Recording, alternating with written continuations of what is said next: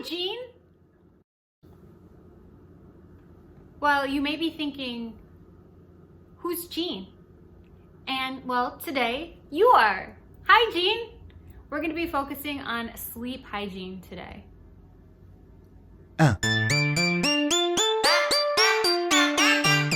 So welcome to iRose. And on this channel, we talk about addiction and life after addiction, because yes, there is life after addiction.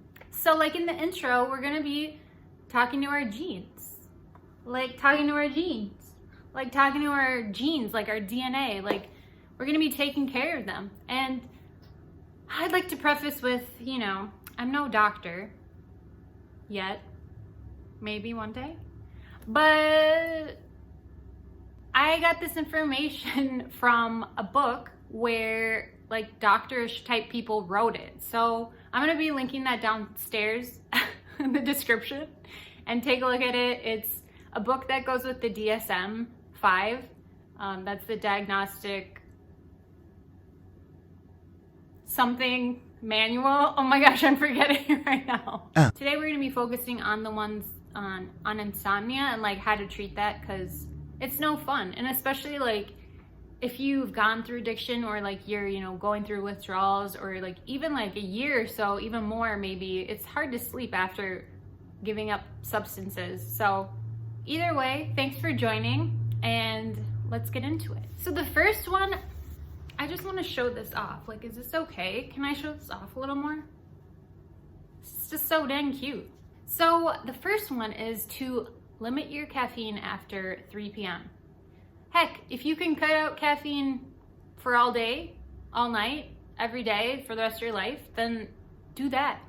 I don't think you would regret that one. I've given up caffeine. Like if I crave a drink like a coffee, I'll have a decaf. I think there's like a very, very little bit amount of caffeine in there. But like, I used to get the worst anxiety and like stay up all night from caffeine. But like I would do that anyway, that was like my thing. I would have a Diet Coke like every single day, 1 or 2 or something, and then like coffee, and then it was like punishing myself. So it's like, if you think about it, kind of like, what are the risks and the benefits? I don't know. And 3 p.m. So 3 p.m. I mean, I would say even earlier, but this book says 3 p.m. So maybe go with that. But caffeine, it's technically a drug, and it is technically addicting. So if we can cut that out and nip it in the bud and not let it take its power over us, then we're gonna fall asleep then, okay? Number 2, do not take naps during the day. Why? But I love naps. Actually, I have a tough time with naps, but no, I wish I could take naps. And then like when I do take them, I wish I wouldn't have taken the nap, because like, it's like, okay, well now I can't fall asleep at night, but like, dang, that nap felt good. Instead of napping during the day, if possible, maybe go to bed a little bit earlier. I know, right? Who would have thought of that one? So that ties into the next one. Number 3, go to sleep when you're tired. This is an intuitive thing. So if you're feeling like, dang, like I'm tired, then that might be a good time to go to bed. But like if it's 9 a.m. and you're thinking, dang, I'm tired, then it might not be a good time. You might have to still finish work and do other things before yeah. And I think that's another thing too, going to sleep when tired. That's like another thing with like boundaries. So like keeping your boundaries, like, and saying like, okay, well, no, I'm not gonna do my homework, because I'm tired. Like, I'm not gonna do an extra hour of work because I'm tired. And that's like self-care for yourself, your good hygienes, hygienes to like your genes and your DNA, that's just saying, hey, and that I'm gonna take care of you for that. And respecting yourself, using your intuition. Okay, the next one, number 4, that is, do not allow yourself to go to bed anywhere else than your bed. Why? Because we're teaching ourselves good habits, like brushing your teeth is good personal hygiene. Going to bed in your bed is good personal sleep hygiene. You wouldn't brush your teeth with a spatula. So why would you fall asleep on the couch? Because like the couch is somewhat similar to a bed. A spatula is somewhat similar to a toothbrush. But we didn't.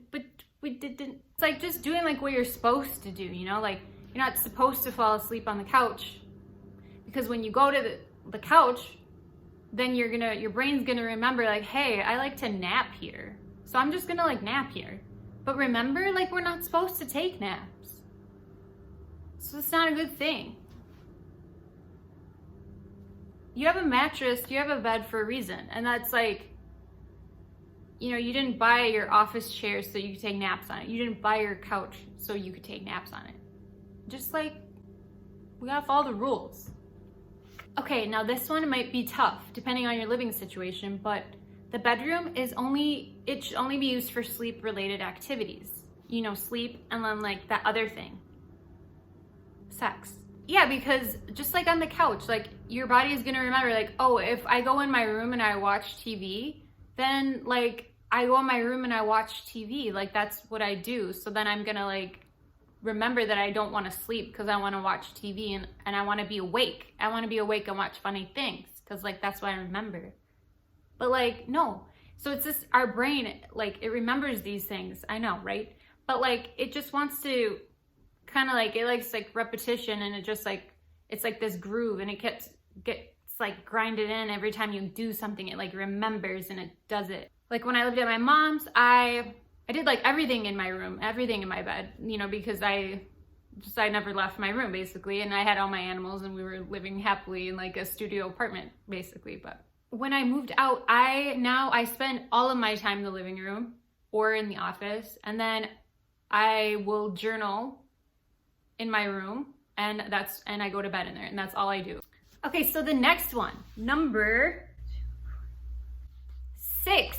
Okay, so this one is, if you can't fall asleep after 15 or 20 minutes, try going into another room and then go in that other room until you get sleepy, and then go back into your bedroom and then fall asleep.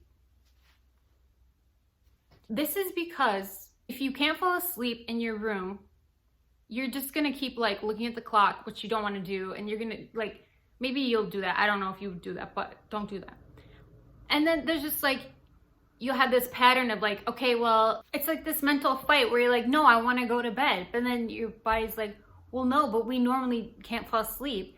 And then you're like, well, no, but I'm supposed to go to bed. Like, why can't I go to bed? And then, so I think what they're trying to say is like, get up, go in the other room, get a little tired, come back, see how it goes.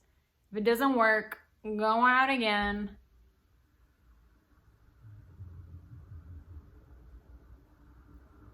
Another thing is that this sounds like impossible. Like, who wants to get up after like 15, 20 minutes? Like, first of all, like, how do you know when it's been 15 or 20 minutes?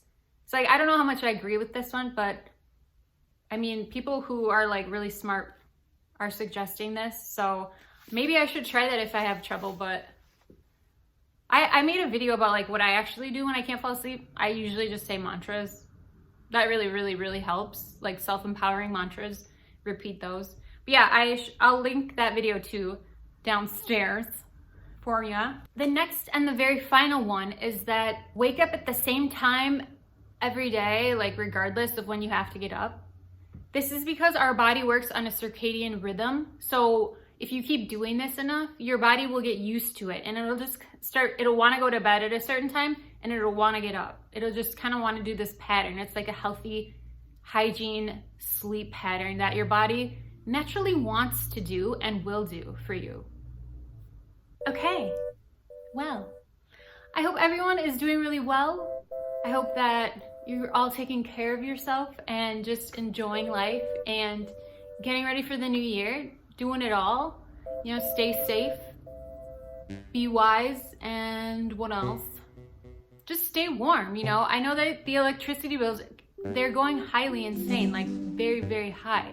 So yeah, thank you so much for watching. Please share your tips on how to fall asleep for those who suffer from insomnia. This was just a few things to keep us going, to help promote sleep.